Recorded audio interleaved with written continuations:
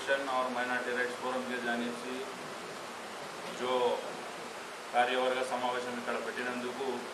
చాలా చాలా మా దస్తగిరన్నకు కృతజ్ఞత తెలుపుతూ అదేవిధంగా రాష్ట్ర నలుమూలల నుంచి ఇక్కడికి వచ్చిన మన సోదరులందరికీ ప్రత్యేక ధన్యవాదాలు తెలుపుకుంటూ, ఎందుకంటే ఎన్నో వేల కిలోమీటర్ల నుంచి వందల కిలోమీటర్ల నుంచి వచ్చి ఉంటారు ఇక్కడికి. ఎందుకంటే కేవలం ఒకటే ఒక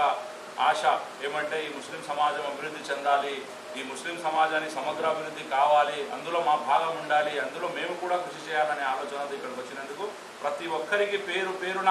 ప్రతి ఒక్క ఆర్గనైజేషన్కి ధన్యవాదాలు తెలుపుతున్నాము. ముఖ్యంగా గత 5 ఏళ్ల పరిస్థితిలో మీరు చూసుంటారు, చాలా వరకు పోరాటాలు చేసి ప్రతి ఒక్క ఇష్యూలో ఏదైతే హాజీరాబీ ఇష్యూ ఉందో, దాని తర్వాత మనకు కోనగంట హాజీరాబీ, తర్వాత నంద్యాల అబ్దుల్ సలాం ఇష్యూ కానీ ఇతర ఇష్యూలు కానీ ఏదైనా కూడా ముస్లిం సమాజం యొక్క సమగ్రాభివృద్ధి కోసము